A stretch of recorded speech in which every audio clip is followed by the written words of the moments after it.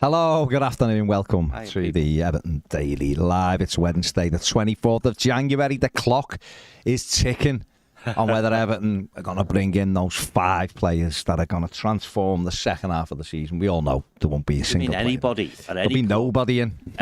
Any club? Certainly not Everton. Yeah. Certainly not Everton. Now, Everton have, again, it was mentioned yesterday, if anyone's coming in, it'll be a loan. I think we all know that. We knew that anyway. Joe Thomas, Paddy Boylan have reiterated that, obviously, from their contacts at the football club, and we'll still see what happens with Dan Juma. Yeah, Dan Juma, who is in and out. And Kevin said this weeks ago, didn't he? Doesn't matter. Doesn't matter. But the market itself is dead, isn't it? It really is. It is. Maybe what you just said about Everton is what you could say about the whole of the market, isn't it? Unless it's young players you're acquiring for the future or loans, not a lot's going to happen. No, but it all comes down to what you need, doesn't it? I'm a great believer in not bringing people in for the sake of it, because what's the point? What's the point? Sometimes your squad needs freshening up. I get that. But you also have to look at the squad. So a lot of clubs will be happy with what they've got and also acutely aware of what's happening with Everton, with the charges and everything. But Nottingham Forest are up for a charge, and they're bringing Gio Reyna in from Dortmund in spite of their charges, and other clubs are doing business. Sheffield United bringing 3 in. Why are we making a link between charges and whether we bring players in? Because it's about bringing in the right players. No, but that's being put out there that because of Everton's PSR charge, the club are reluctant to do anything. Well, that's fine. If that's how it is, it is. But I'd also. So is that what? That's what's being threw in. If I was Everton, I think I'd be thinking. That's the wrong reason. I'd be thinking, can we get someone in before we get a potential transfer ban, and we can't bring anyone in? Which is very much what Chelsea. I know we couldn't do it money-wise. We couldn't start throwing money about. No, indeed. So therefore, it does make it difficult. I accept that. But loans, certainly for the rest of the season, just give us a little bit of a push through. It could even be one player, just one player that freshens it up a little bit, and the manager's got a different option. We have this every season, don't we? Every win. Yeah, because we're never run correctly. That's why. If we were run correctly with a proper plan in place, we'd do our proper buying in the summer, wouldn't we? And therefore January would be, if we can get the little cherry, that's nice. Yeah, absolutely agree with that, yeah. We always get to a transfer window where it doesn't matter whether it's July or whether it's January. Well, I could do with. See, I can go 2 ways on this discussion, to be honest. Well, that's fine. I'm going to be careful what I say, John, because we don't want any of that. No, because one hand identical and exactly being thrown in. Okay, well, what you say on camera and what you say on different. Sometimes. When I say go both ways, on one hand, I can see the very sensible, and you've just touched on it in some respects. If you're doing things properly, then you shouldn't really need to go to the well in January. But if someone's on your list and they pop up and they're available, you've got to be able to move, haven't you? Yeah, so I get that. And I can also understand the football club saying those sorts of things, which means things might happen quite late. Yeah. And if you are, which we certainly are, playing the game of one in, one out, that sort of thing, then Dan Juma might become pivotal about do clubs want him, do the clubs who do want him, is that where he wants to go, and all those sorts of things. And you hope they've got their list, right? Yeah. That's going the way of not defending the club or the director of football, but understanding. The other side of it, which I think joins up with that and joins up with your view, is the director of football also said, oh, well, because we've got no money, we can't do planning. Yeah. And I said on Channel, and I'll say it again now, that's complete balderdash, right? You may have a different range of assumptions. You defo called it differently off camera, John. Yeah. Bullshit, I think the phrase was. But it is because, and that's why messaging needs to be clear, right? And there isn't clear messaging, when you say Paddy or any good journalist has said this, then they're getting that from PR people, aren't they? And as we know in our football club, I guess it's not always the truth, the whole truth, and not but the truth. That gets to PR people because stuff goes up in the stratosphere somewhere. So I think it was just, what is it? How many days is it now? A week? is it week tomorrow or something? A week tomorrow. Yeah. Sorry, a week today. Not what I'm saying. So 7 days to go. Yeah. TikTok. Yeah. You know, Sky will be getting excited again. They'll be pulling out the yellow ties. I don't know whether they will. They're not. Because of the Premier League. I think both. Points deductions is their transfer. Well, yeah, it is. Yeah. Well, Ped said this the other week. They'll have a clock ticking down to who else is going to. Yeah. So yes, it is, and I think what can't be doubted. You know, if any Everton fan questions whether the club, in quotes, right, planning and properly for these sorts of events, then they need to change that narrative. It's on the club to say we know what we're doing, everything's fine. I'm not about it. What I mean is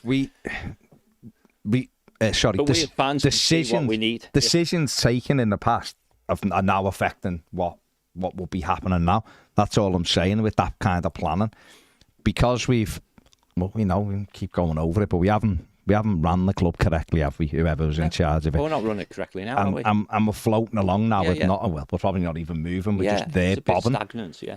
So it is I get it. It's difficult. It is difficult. But that's what I'm saying is that if you're doing everything right, if Everton got new owners, we're coming on to that now, but if Everton got new owners and they wanted to do things correctly, they get the club into a position where Kevin Thelwell could do that thing that he said on those podcasts that he wanted to do, which is, I mean, we both say he could be doing it anyway. Absolutely, you can. But what I mean is he might have more faith than doing, I can plan 3 ahead and 4 ahead now.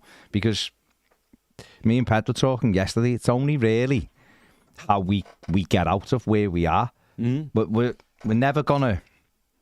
The rules don't seem like they're going to change dramatically so that if you do attract an oil-rich or a Middle Eastern consortium spend what you with want. 100 billion, then you can...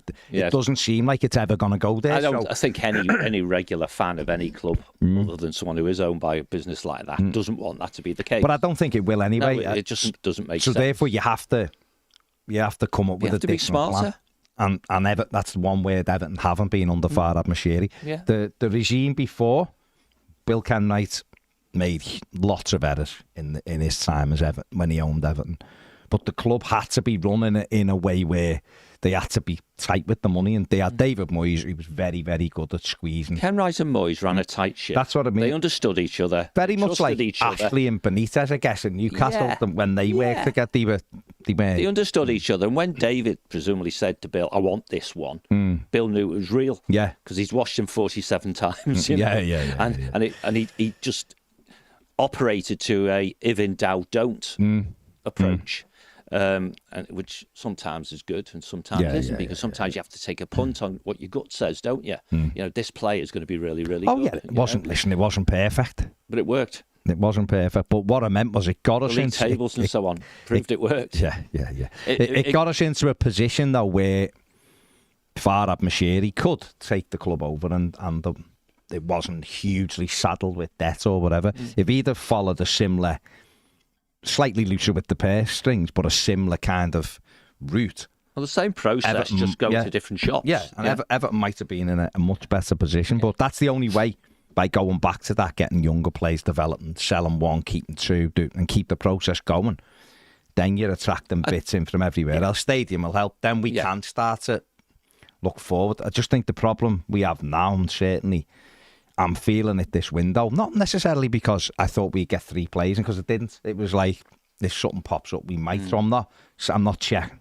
It's the first transfer window, I've said this before, where I don't start my morning by texting a few people. I forgot the window was open. No, that's it, right? I normally, every transfer window, look in news now. You ping the people you know, yeah. And then, send a few texts, couple of mates who are agents, couple of people around. Anything happening? What have you heard about it? No one. Well, as you know, I've just sent a message to a sporting director. It's got nothing to do with players in the transfer window. So I've sent 2 messages in this transfer window to people just to clear something up for me. And that's how I'm feeling. I reckon probably a lot of Blues are very similar. Just like, if anything happens, it'll be kind of a week's time when those players start going, actually... there's a Euros, or I'm never going to play. It's my last few hours to get out, and then they become available. I mean, Real Madrid have got Arda Güler there, who's Carlos said he can go and get some minutes. Send him here, because we'll take him. He's only young, but he's a hell of a talent. We'll take him. See, part of when you say you ring your mates, fundamentally, yeah, small m, I suppose. Yeah. But that's what football clubs do as well. Crikey, if Carlo genuinely enjoyed his time at Everton, and even if there's a small emotional attachment and the old once Everton's touched you and all that, and anyone who's watched that brilliant interview done with Conor Cody can see what he thinks, because the man, it's touched him, hasn't he? But you say, hey, Carlo, does your boy need some minutes? Send him this way, we'll look after him. Get him fitter, get him. And if there's still someone at the club who had a half decent relationship with Carlo, ring him up. All he can do is say no. Of course, yeah.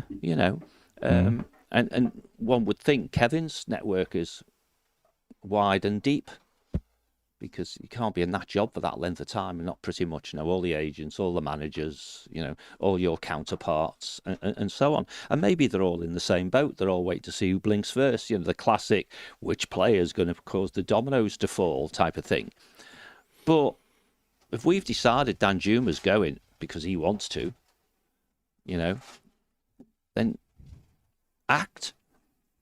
What we do know, and it's a cultural thing, isn't it? Don't wait to do tomorrow what you could have done yesterday. Really, guys? But it always becomes the same wait and see, and then the big mad thrashing round in the last minutes, of a window which is not a lot happening. Oh yeah, I mean overall, not much has happened. No. Sheffield United have made a few improvements to their squad, but you'd argue they had to. Forest, like you said, if they get Rayner over the line, it'd be a good signing. West Ham have done a good bit of business. They're getting Calvin Phillips in for them. They're at the top end anyway, so it's irrelevant.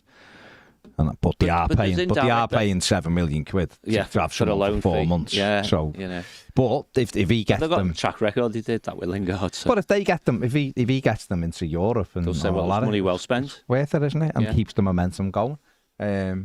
Think he can play in Europe, can't he, Ped? He'll be able to, won't he, because it's a higher competition. So this, the Europa League doing well. He could get them over the line in that, and then they're in the Champions League, aren't they? So they've got to look at it that way. So I think it's a good bit of business for them. That's where I was going. You can look at things, because bringing players in, use that phrase, freshen up, that gives a benefit to everybody. Fans, if it's the right player, of course. But the dressing room's got another body in it. Yeah. Fresh eyes, fresh enthusiasm, new kid at school, all that sort of stuff. And it also, and you almost alluded to it right at the very beginning, it very clearly demonstrates life goes on. We're allegedly in breach of financial fair play. We don't think so. Or we don't think it's as bad as other people. This is the club talking, I think, maybe, hopefully. It's not as bad as people think, blah, blah, blah. And we have to get on with life. And life is staying in this division. I actually think from a Nottingham Forest point of view, after 40-odd players, if you haven't got the right players now, then perhaps you never will. Yeah. And they might have the inverse of that. Oh, there's a revolving door over there. And it only works one way, doesn't it? It seems. Players come in, none go the other way, But yeah, I mean, is that, without putting words in your mouth, your frustration? We can see we need freshening up, we'll call it, and there must have been opportunity to do it before now. You know what, honestly... Because if you get into a hole where you're waiting to see what Dan Juma's doing before you move, you just... No, that's crazy. You just... you know what, John, like I've said before, I'm not bothered. No, I don't mean in the big picture. I just think, I feel like we should. Yeah, I feel like we'd really help the manager in this position if we could get someone who can either play where the core A plays, indeed, or can help the midfield out, or if we could get a winger who's quick, then it freshens the whole thing up, because it changes what is available to. I mean, ideally, if it was me, I'd be looking for a midfield player and a wide player, and then I'd be sending Dan Juma on his way. If he doesn't, I'm not saying there's no other than there's a lot of noise, right? A lot of noise could be nothing. It could be his agent. It could be trying to force Everton's hand to go, we will play you, whatever, right? If he's not fully committed. And again, I've seen nothing that says he isn't, other than the other stories. But if a player is not sure, let him go. Yeah. But we would need to replay. I've seen a lot of people saying, just play Lewis Dobbin. no matter what you think, Lewis Dobbin may well develop into a very good wide player for Everton. He may well do. He's not at Dan Juma's level. No, he's not. And that's me, who hasn't been impressed by it. Bar half an hour against Palace in the first game and bar 20 minutes at Spurs, I've not been impressed by Dan Juma. He's had moments where you've gone, that's what he's about. Doesn't take it through. He's too greedy, whatever. There's something there. There's absolutely something there. We haven't been able to tease it out of him for whatever reason. It might just be games. It might just be like, you don't play me and then I get on for 15 minutes. But how can I get it? Because, listen, being sub is horrible. But that's his head's not in the right No, but I'm place, saying being sub is horrible. You know, you'd come on in games and 10 minutes to get just up to the speed of the game and then the ref blows whistle or whatever. You know, it's that kind of thing, and that can be difficult for someone. But if he's not fully ready to go to the, go and create something in that second half of the season, the way Dwight McNeil did last season for us, then let him go. And if we could get two in, that'd be great, because it would freshen it. If we got one in, I think it'd be good. I think it would be that face in the dressing room, and it'd make everyone think, oh, there's another pair of hands here, of course, to help us. But I'm not in a position where I have been at probably so many of these transfer windows where I'm human because they haven't done anything. Because for me, in the past, we've always had the means to do something, always. And there's been times we just haven't done it. Through, again, for me, laziness from the football club, lazy scouting, or that's too difficult to get that. Why ask that question? They probably say no, and then someone else. That's the Carlo one. Someone else goes and gets. Let's not hassle Carlo, because he'll probably say that no. guy won't want to come here anyway. You go and make him come here. Yeah. Carlo, we'll take him. We'll get him conditioned right. Give him games in the Premier League, and then he might be available for you. No, they might go, no thanks. We want him to go and play in France, or we want him to play to another club in Spain, or whatever. That's fine. But that's also all of that. Go and ask the question. Yeah. Go and ask the question with Arsenal, with Smith Rowe. Any chance they might go, no, I need him. Arteta looks like he needs all the players he can get at the minute. See, the narrative the club could give to Paddy or whomever is, we've got some things on the go. Problem is, the players on our list, not the players that are available. Right?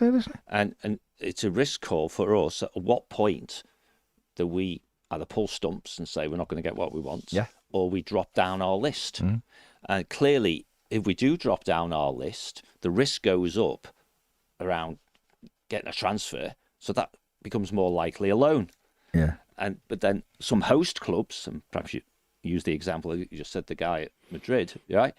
They don't want to sell, but they do want their players to have game time. But then they don't want them to come here unless they're assured of game time. And we're not a club who assures players that they're going to get a game. So it's all, No, it is. It's posturing as well. And it is all of that, And I would guess in our financial situation, 7 million quid, a la, Phillips, for example, is just a big no-no. Yeah. We'd registered an interest. Because that's not good value. Checked out how much it was. And like Crystal Palace, you're relying on him to go, actually, I'd rather go to Everton, and then seeing if you could do it. But you can't. You just can't afford it. Simple as that. So it becomes a no. As you say, rightly, and we've just talked about Moyes when he was here. Moyes obviously thinks he'll make a big difference, to them. And that's what, 3 got places. Injuries as well, haven't you? Well, yeah, but that's three places ish in the league, which they're unlikely to make, because that would put them in top 6 or something, wouldn't it? No, they're in the top 6. The 6th, they get them top 4, which it's not going to get them to the next level, but it might get them deeper into the Europa League.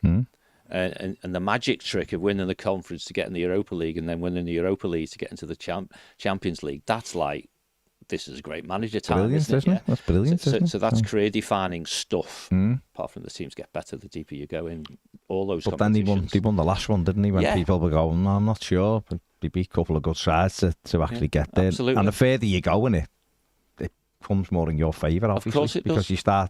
You're there, aren't you? You're there at the goal face.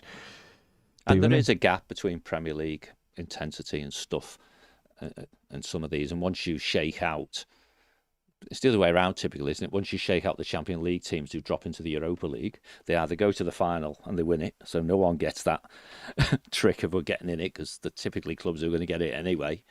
But yeah, it's just into a good draw, turn up on the night type stuff, isn't it? Let's just see what happens. It is. It is a case of, weeks to go, and we'll see whether anything develops from it. Everton, at least they're not saying no. There's nobody. They're saying we're exploring the loan market and all that. That's what you've got to do, because, like I said, things become available near the end where, you know, clubs and players might just be like, see what happens. You know what? Because we'd have the same, I imagine. I imagine we've got a couple of younger players who clubs. I'm thinking people like Francis Onkaronko or something. They might go. Reece Welsh has come back. Does anyone want to take him for the players might get injured at the weekend, and a couple of clubs go, actually, we need this player or we need that player, and maybe that's. You know what I'd like to see more of? Go on. Everton winning. Well, yeah, that would be good. And we just use Paddy because we know Paddy, right? But journalists in general. Yeah. Not saying club sources have told us this. The club source say you can tell your readers. Who said it? Like Kevin Thelwell said this. Yeah, I mean, it doesn't have to be that you directly spoke to Kevin, does it? You know, we spoke to the club, and Kevin's told us via the club, that this is where we're at. You know, or just do a blog, Kev. You know, 2-minute blog, stick it out on YouTube, watch hundreds of thousands of clicks go on it, and earn a few bob for the club. Telling everyone what they know already. Instead, the clicks are going to the Athletic or to whoever, you know. So, hence the smarter bit, I suppose. Moving on from that, because obviously same subject, different angle, different thing. Well, I was just looking what he put on the thumb. Everybody is waiting with bated breath, are they? Is that the thumbnail for this show? The one with Josh on it. Big Josh on it. Yeah. We're still sat here with no news, obviously. Yeah. 777, still stories going around. I mean, Paul Brown's done one today. Has he? I've not seen it. Should, or he said, he's in that Give Me Sport podcast, it might be. Should 777 not get approval, they have spoken, Paul Brown's spoken to the other US investment group who were waiting. And even if Everton got another points deduction, that wouldn't deter them. You know, they want the club. They're waiting to see what happens. Don't want it enough to show their face. Exactly, yeah. That, you know, again, I think me and Pedro spoke about talk this. Talk is cheap, mate. It's easy to say, isn't it? Yeah. It's easy to say. But, I mean, what's your feeling with 777? Because they were told, and I know you've said before, and it's an open-ended process. I get it. I understand it. But they were led to believe the process would be 12 weeks-ish. Oh, no, we all expected it to be done by now. It's the end of January, nearly. And there's nothing. Richard Masters, Little Dicky, said last week, it's weeks away before they make a decision. And again, I don't know how he could have come to that conclusion that it was weeks away. Because if I was waiting for 2 answers from you and you give me the answers 10 minutes after I came out of that, I know I'd have just embarrassed myself like he did. But I still would have been able to see your 2 answers and go, there's the answers to our question. But, I mean, what's your gut feeling with it? Because surely if you're 777...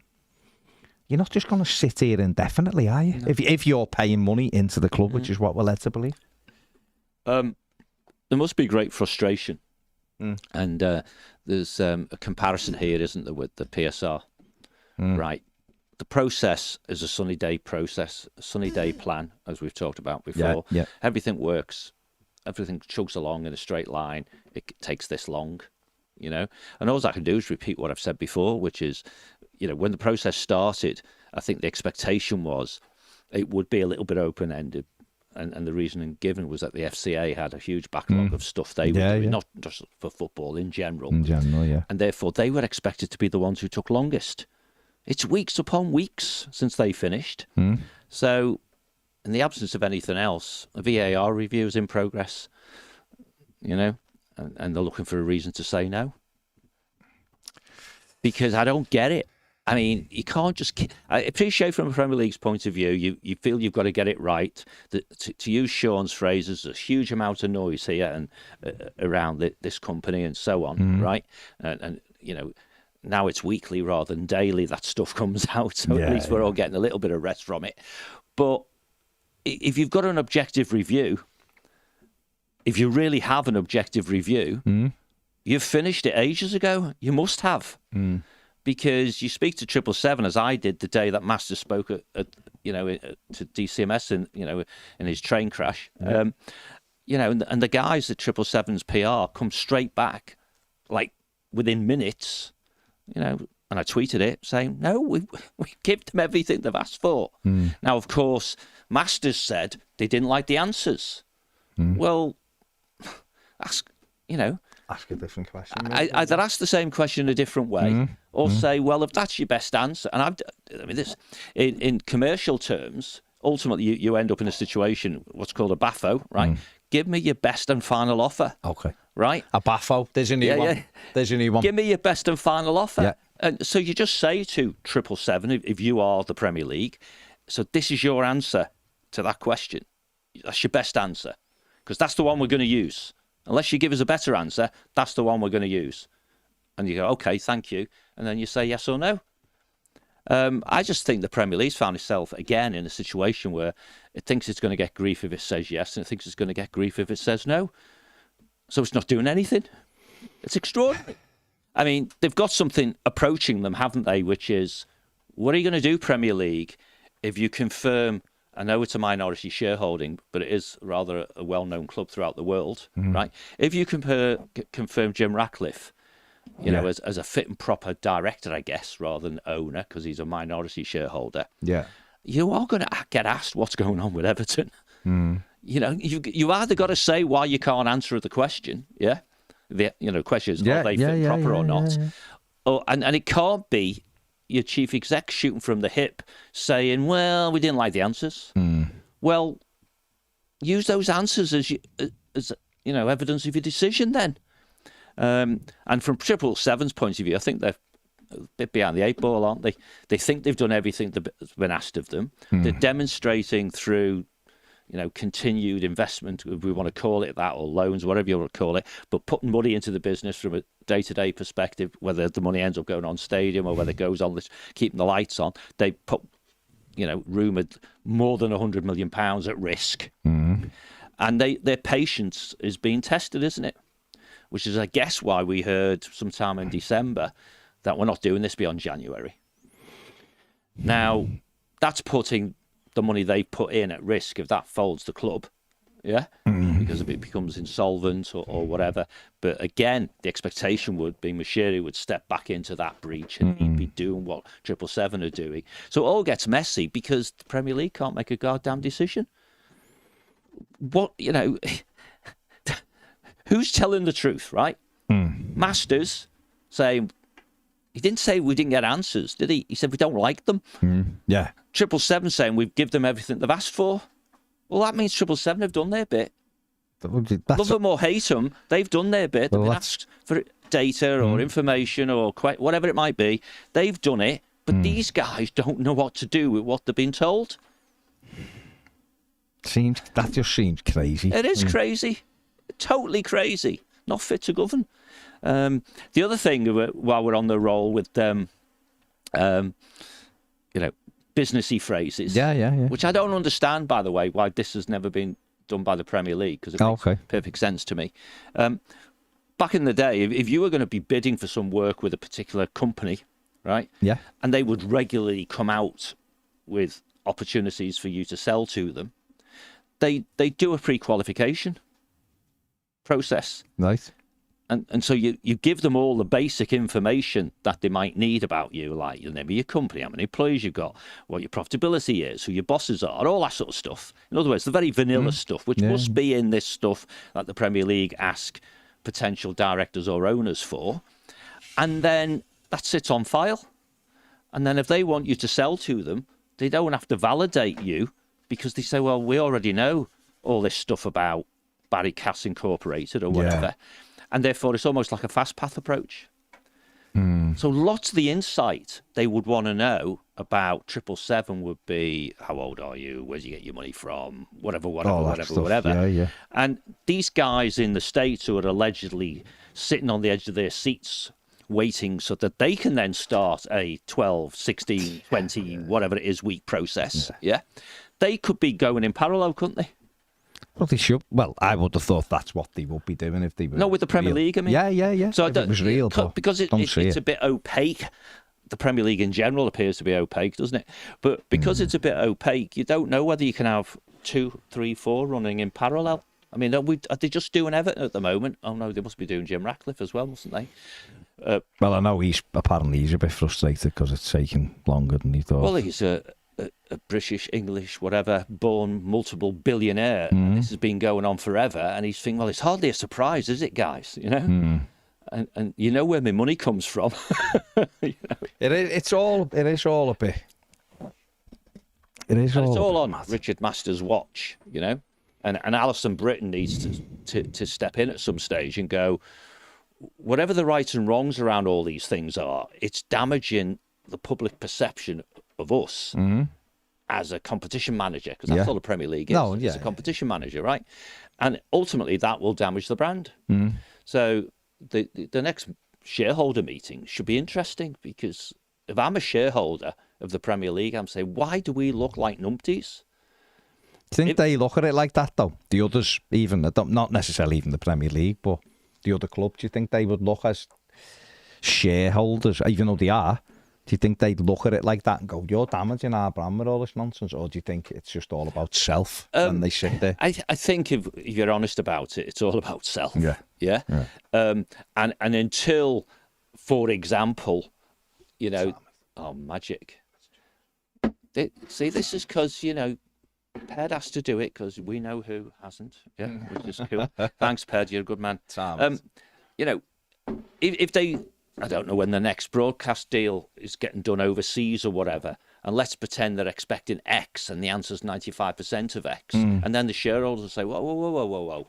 We're used to this going up every time. What's happened there? Why has it stopped going up? Well, we've done a survey, and apparently the brand perception's gone down. Yeah. But until that happens, I mean, they just count the money. Well, that's it, isn't it? It's not great.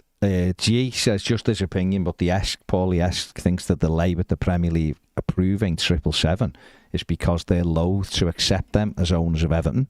But the alternative, given the lack of apparent willing buyers, would be administration for the club. Neither Cowboy owners or administration are good for Everton or the Premier League brand. If there was anyone waiting in the wings, they'd have declared interest by now, surely. It's a good observation, and that's a summary, and I've not seen that from Paul, whether he's done it today or not. But, you know, the phrase, they are loath to give it to give approval, that is, not give the club, but give approval to 777. It's fundamentally what I said a few minutes ago about the VAR piss take, right? Maybe it is just something as simplistic as that. The objective process says tell them yes, and the gut says tell them no. How do you get out of that hole?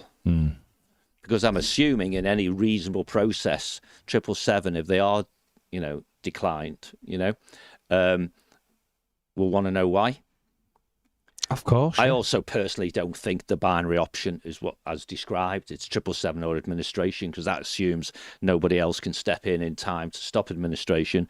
And there's a guy sitting on the board who can fund the business if he wants to, albeit his liquid assets are probably somewhat diminished. And maybe, just maybe, he has got to Armageddon where he could be left in a situation where it all goes down the pan. His money, I mean, because he just can't step up to the mark. So that's another 9 points then. No, it is. But we talked about it on the sofa months ago. If you want to get a bargain, you know, it's a risk call for you as the potential purchaser of the football club. And don't forget, the place we end up might be better. Yeah, which is why you get Philippe Auclair types talking about administration ain't so bad. Well, we'll come on to we will come on to that sort of stuff. But you want to catch it at the point when you're going to get the best deal. It's like players on the bench are better than players on the pitch until they get on the pitch, and then they're not better. You know. Well, some are. You know, just as a thing, these people in the shadows are almost being perceived as a better answer, even though no one has a clue. There isn't anyone in the shadows. That's right. No one has a clue at all who they might be.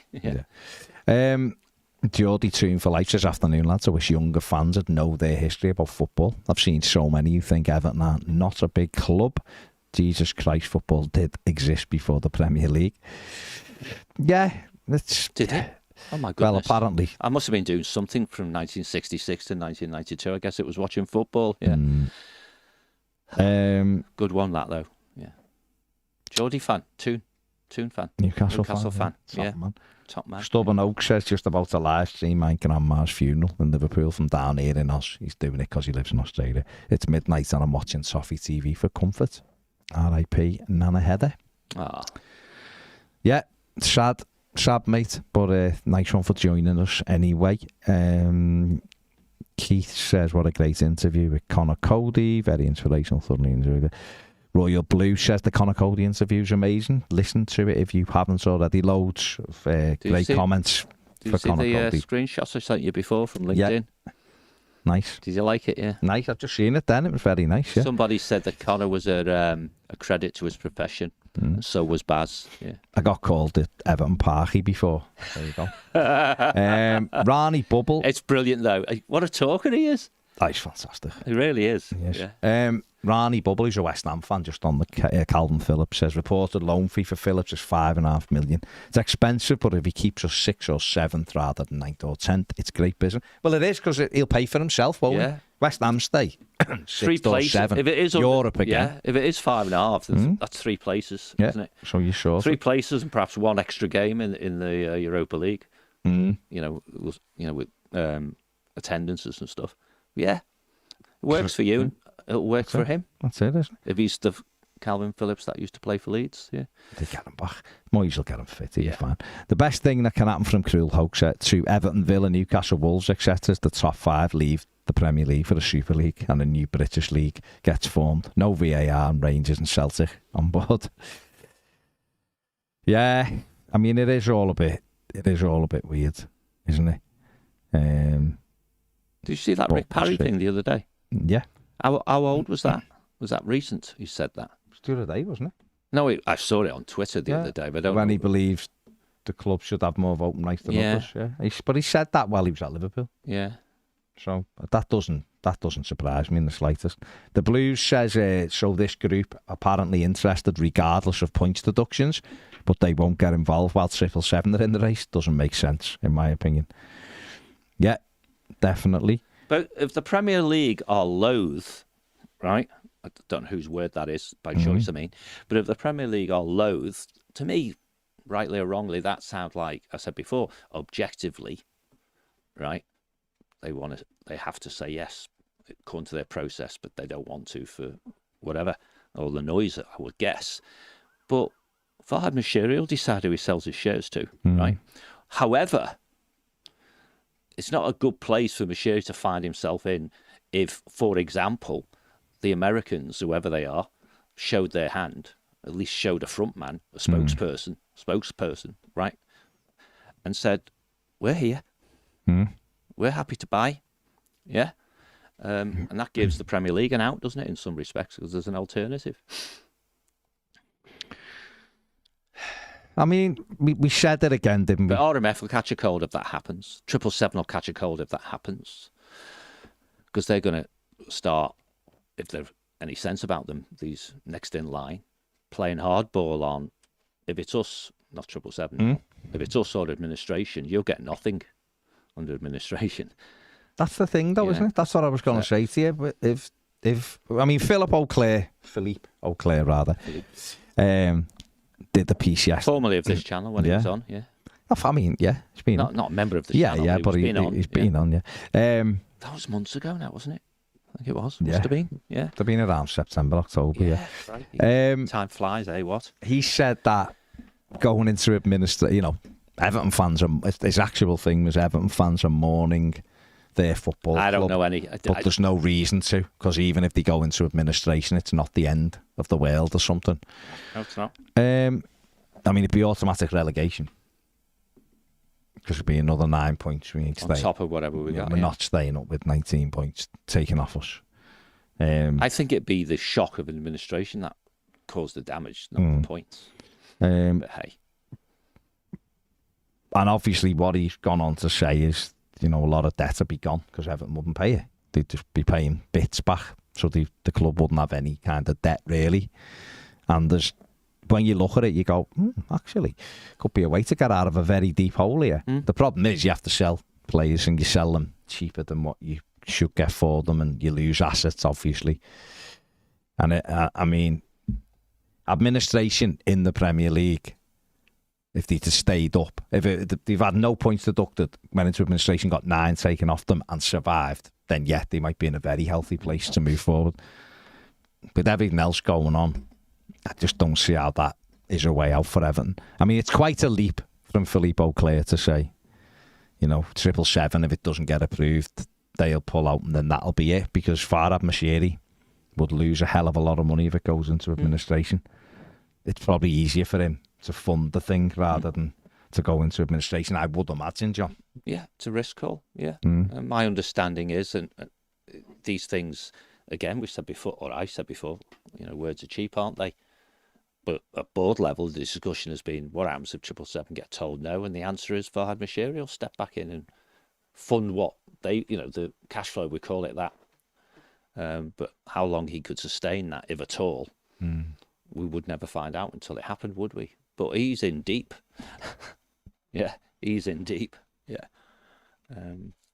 Going into administration wouldn't cause us to lose Bramley more. I don't believe anyway. No. It's too far gone for it. It's a money-making thing for someone, so that wouldn't happen, in my opinion.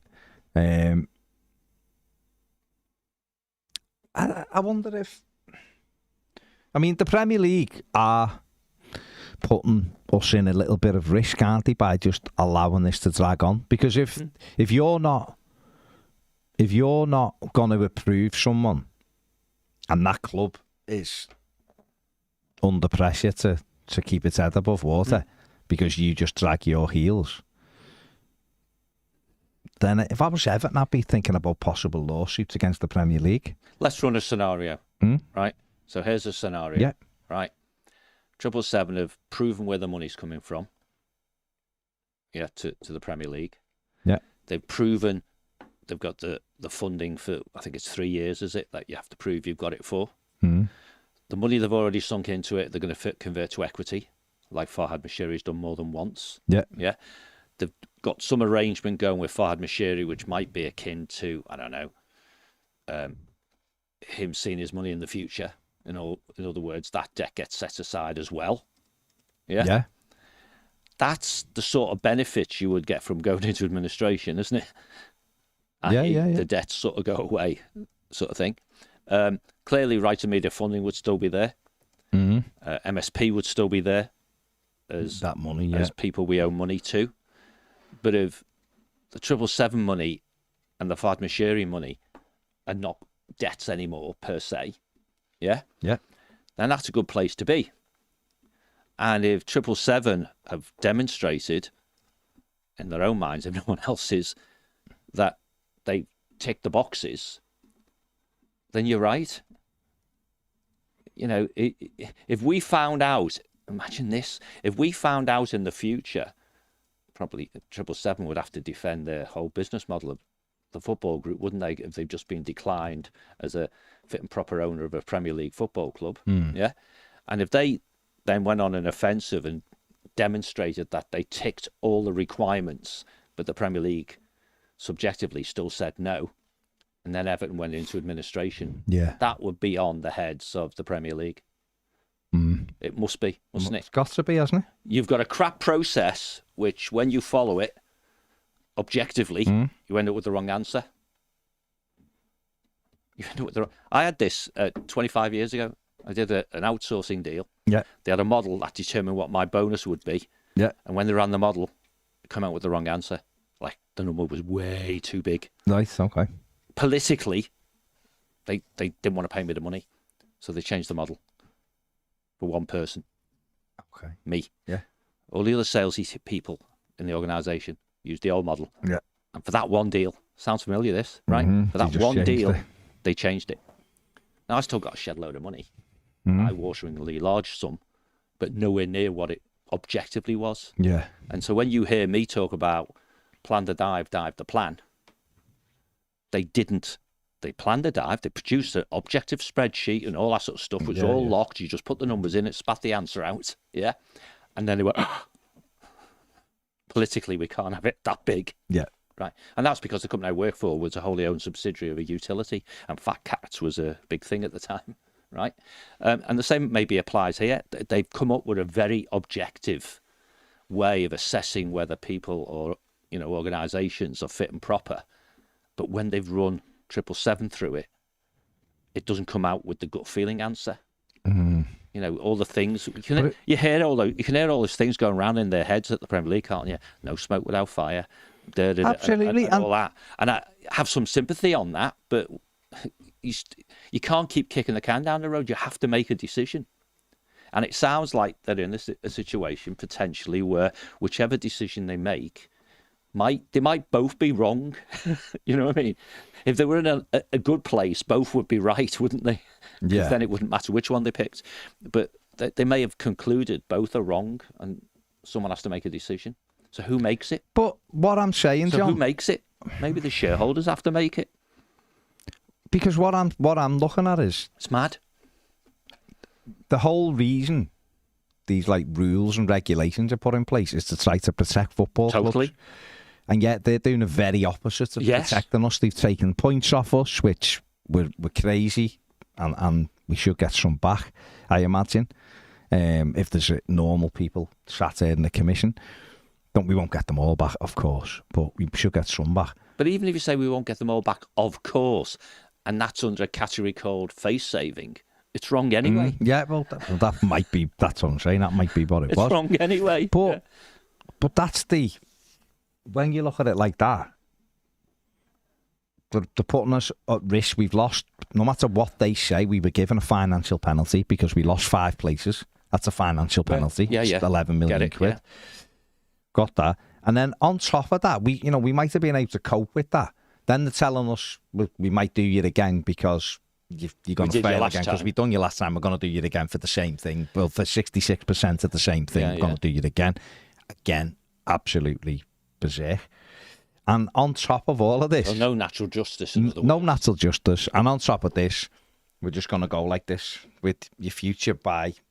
Dithering. 777. And I'll put it back to the bottom of the pile and we'll look at it another day. Because Everton, no matter what, businesses, doesn't matter whether you're a huge fan of 777 or you think they're the devil incarnate. Their money's keeping us afloat at the moment. And yet, what you're doing is going Premier League. Well, we'll see. We'll see. Maybe another 4 weeks. So, I know, tip in another 20 million to keep the club running. We'll decide. There will be no pleasure in a told you so if under Richard Masters, the processes of the Premier League drive a Premier League football club into administration. Yeah. Because whatever you change PSR to become, right, don't have the S in it. Because you're not living in a world around trying to make clubs sustainable. No. You're not, right? And you know where, well, you perhaps, when I talk about doing the right thing and doing things right, you in the Premier League might think you're doing the right thing, but you're not doing things right. Because you will talk and you're briefing like crazy at the moment, aren't you? Premier League, if you're watching, you are briefing like crazy, right? Well, they are, yeah. And you're briefing legacy journalists that the reason Everton have breached profitability sustainability rules is because they bought too many players. That's what you're briefing. That's even been said again yesterday to someone. Has it? Well, a journalist, yeah. Well, there you go. They bought too many players, and when the journalist went back and said, actually, if you look at this, there was no response. It went quiet the other end of the phone because it's a lie. Yeah. It's basically a lie that they're doing that thing where they get told something in the corridors and they're all sticking to it, even though it's nonsense. But why does the Premier League, which in this example is fundamentally Richard Masters, there's only 3 board members, I can't remember the third one, but Alison Britton, Richard Masters and some other person who sensibly keeps out the limelight, I guess, right? And you are owned, and therefore your bosses are the 20 Premier League clubs, right? So who are you briefing to favour? Why are you briefing journalists with spin? Every time we have this chat, Baz, I've not really done it on camera for obvious reasons when I say what I'm about to say, but whenever we have this chat offline, and I was doing it yesterday with somebody else, right? It was very much on side, if you like, with let's call it my view, right? And I know you've done it with other people, and Ped does it, and what have you, and Ped will have some people he's talking to tonight, and all sorts of things. Whenever you call these people out who've fallen for the spin, they go, oh, didn't realise that. Oh, I never thought that. Oh, really? You make profit on players.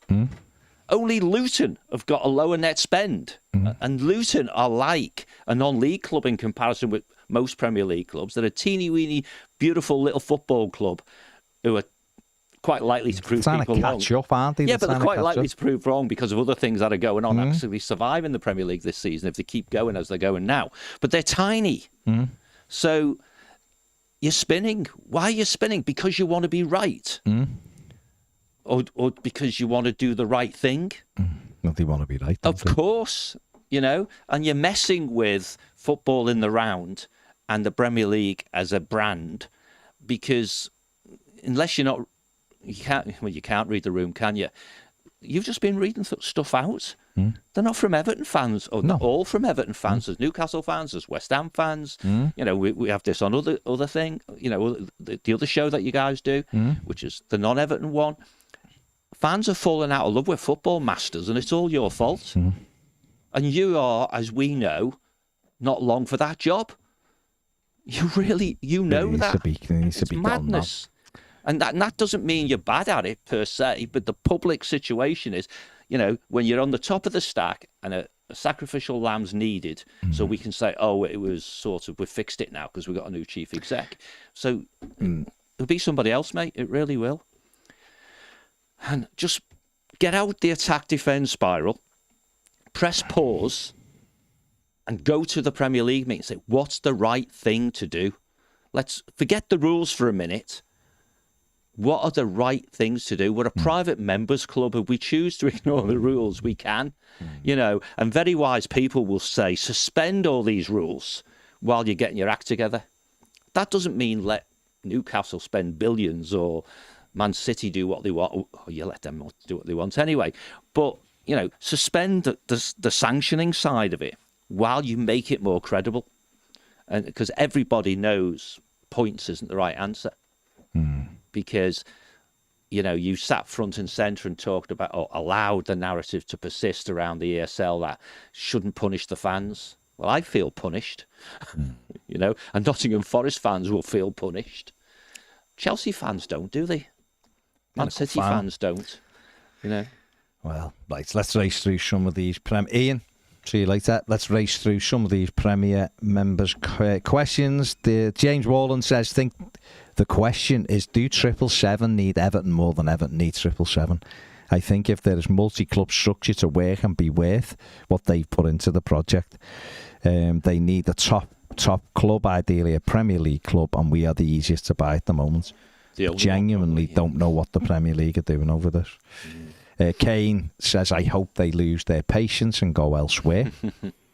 Chris Davis is afternoon. Sits on the fence a lot, Kane. Yeah, he does. Good man, Kane. Hope you're well, mate. Afternoon, lads. This is from Chris. How was Moyes' meticulous system of monitoring, then acquiring players in the Championship and squad members of the elite clubs allowed to be decimated within a few seasons after he'd left? Was it because we got lazy and sloppy, throwing millions on individuals who performed okay-ish for a season or two? Different manager with different values, and then obviously a owner who was a madman in terms of spending money, just doing whatever, going against other people's opinions on players. He'd change it because someone was in his ear. The same person who was in the ear of the Reading owners, and that look at Reading now.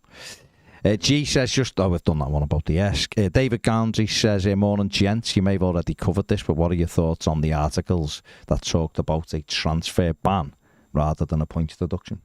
Speculation. Maybe that should have been done straight away rather than the points off. I mean, Everton said in their opening argument that, you know, they didn't think points was appropriate, and certainly they've said privately that this is prior to the first trial. Call it that you know, a restriction in squad or a transfer restriction made more sense. Because both of those have financial impacts, don't they? Well, of course they do, like I've said before. Stop you spending money. You know, if you can't control yourself, you keep spending money. Yeah, but that overlooks the fact that where the money was being spent. Yeah, and predominantly it's been on a football stadium. But I think if your points, I've said it before, and I'll say it now, even with Nottingham Forest, I don't believe Forest should. And it won't be in the new version, even if it benefited Everton, I don't think Nottingham Forest should be deducted points. I think it's pathetic. You're altering results on a pitch. I think that's crazy. You devalue your own competition unbelievably so by doing it. But a squad reduction, absolutely and a transfer ban, either of those have a effect. I think if you say you can only register 21 players, I think it's a big call for football clubs, that, and you might go, well, why?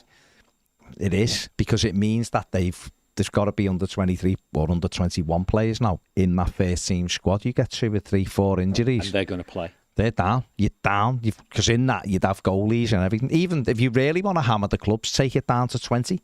Say it's a 20-man squad. The rest have to come from under 21 players. Not only are you hurting the football club, you're also promoting youth development from within, which is better for the game. All of a sudden, if you don't want to do that, if you don't think that's strong enough, impose a transfer ban for 12 months. 12 months transfer ban. There should have been a hierarchy of sanctions. That's what it should be. They thought about it. Points should never be on the table. Right, points should never, ever be on the table. It should be squad reduction, transfer ban, fine. And they should be the only 3 things that are on the table, really. Obviously, if you go crazy and you're overspending by 200 million, it's simply because you've just gone and bought 3 players this window. Then you get hammered. By that, bring in season-on-season reporting. No, what have you done for this year? Than that. Well, whatever, however, there's lots of ways, but you should never be taking points if devalues the whole competition. Steve P says Cade Cowell's gone to Kivas for foot. He's gone to Guadalajara, hasn't he? To play in the Mexican League. Very good prospect, only 20. That'll be tough for him. See how he develops, but $4 million is not bad. Not bad. Kev Murphy says, afternoon, lads, no fighting today. Bar's cracking interview with Cody. Gutted we couldn't keep him. To be honest, passionate lad, as you can see. And Roy Vernon says, excellent interview with Conor Cody. What a passion he shows for football. I hope if he goes into management, he's a success. Wish him well for the rest of his career. Yeah, he's a great lad. Loves his football. Absolutely loves it. Generous with his time. Was in here for good job we could drag him off the sofa so you could interview him. 3 hours. He was loving it. 45 minutes talking before you even did it. He was loving it. And then it was 2 hours long, wasn't it? 2 hours 20. Yeah. But we'll see. We'll see. And then he wants to come back. So that'll be good. The next one, part 2. Yeah. Right. Rani Bubble, last one, West Ham fan, says if you reduce the squad, will that then bring player welfare issues into the equation? Well, no, because players are sold all the time, aren't they? You have to make the decision. Does he mean them playing too much? No, I don't know. People, again, that's on your manager. You would still have a 20-man squad. Sorry, you'd still have a 25-man squad, but 5 of them if it's reduced to 25 of them would have to be under 21 players, which means them under 21 players would have to play at some stage. Bound to. A lot of managers wouldn't like that. Definitely. Ours wouldn't like it. If he had to guarantee some under 21 players who he wasn't sure already, but that's how you develop those players as well. That's what it comes down to. I just can't see how points deductions make any sense. They don't. And it devalues the whole thing. And the fans are the ones who get done. The fans are the ones who suffer the most, aren't they? The people who oversaw all of this, one of them is trying to get out, selling the club, and all the others have gone. And who's left to pick up the pieces? Who's left to worry about results? Who's left to go to the match thinking that they're just going to take these points off? They're ruining the game. We saw during COVID what a nonsense football was without supporters. The games are pointless. That's how it's starting to feel, even with crowding, that the games are pointless with VAR and with all of this, and when you've got little Dickie Masters doing what he does and basically saying only 2 or 3 clubs matter to the Premier League, the rest are there, and I'm including your club. Your club is there just to make the numbers up for the rest of the Premier League, same as our club. It's the way it is. That is the way it is. Stephen Lee says owners make the mess, they should be punished, not the club. Players, certainly fans. Yeah, but what would you do to him? Make him sell the club? Well, he's trying to sell the club. Take it off him. Put it into ownership of whoever. Anyone can buy it if they can prove it for 100 million or, at a reduction, maybe. But don't know. Make them deposit a big chunk of money. They don't, like a deposit. Gary Neville said that as well. Don't get it back. Put it in at the start to cover. You've got to be able to find that money for the whole season. Few clubs would be in trouble then. Few of the bigger ones would be going. We live hand to mouth, yeah. Even though the big clubs, everything's projections, isn't it? That's what it is. Absolutely. But we'll see. Right, we'll be back at 2:15. Me and Ped, I think, do more than a game, so stay around. The link will be here. You don't have to do anything. But we're just going to have a little break and then we'll be back to discuss what is going on elsewhere, including Michael Owen saying he was better than Robbie Fowler. Interesting one. No, he wasn't. I don't think he was. I mean, he was a decent player, but I think I'd rather have Robbie Fowler personally. But hey ho, we'll have a proper chat about that and obviously lots of other stuff. Calvin Phillips to West Ham, Rayner to Nottingham Forest, which would be an interesting one if it happens. Good player, stumbled a little bit at Dortmund. Let's see if Nottingham Forest, Nuno Espirito Santo can get the best out of me and Ped. We'll be going through that as well as talking Chelsea, who emphatically reached the Carabao Cup final last night, and they'll find out their opponents tonight. We'll see you at 2:15. Hit the like, subscribe to this channel, and do the same over there. And also, check the Conor Cody interview out. It is magnificent. It's done by Parky. No, Conor Cody was fabulous. So go and give it a watch. Watching the stage is brilliant. Football, all about football. He was brilliant and he made it very easy. And I'll be honest, I could have done another 2 hours with him. He was that good. So take it easy. Rani, all the best for you as well. In fact, Rani, stay around because we might be talking West Ham in about 12 minutes. You should, shouldn't you? So stay around. Yeah. See you in a bit.